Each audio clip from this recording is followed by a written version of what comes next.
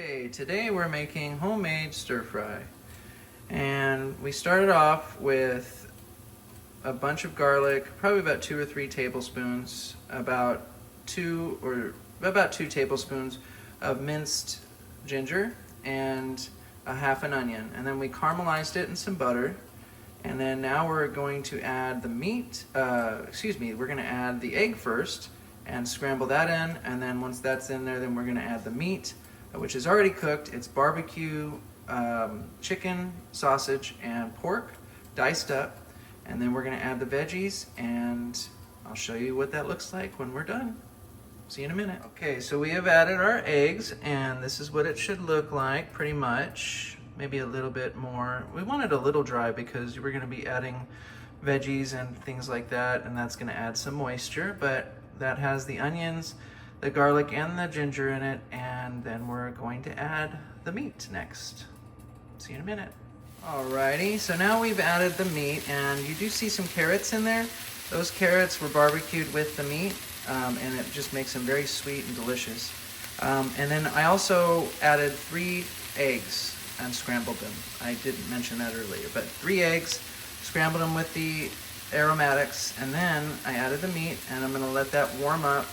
And as soon as that's warmed up, then I'll be adding the other veggies. And in this case, we're using carrots, corn, and green beans. We'll be right back. Alrighty, so I added the meat, and it was about 3 to 4 cups of meat. And then about 1.5 cups of each veggie, of the corn, the green beans, and the carrots. And I eyeballed putting soy sauce and hoisin sauce in it, but basically you're just gonna want enough to cover everything and season everything. So that's basically it. And then I've already made some rice, and we're gonna serve it over rice as soon as I warm up the rice, and we'll show you the final result. We were gonna get spring rolls, but we forgot to grab them at HEB, so. But anyway, it's still gonna look very pretty. Also, I didn't mention this before, but everything up until you add the veggies, you will be cooking everything at medium heat.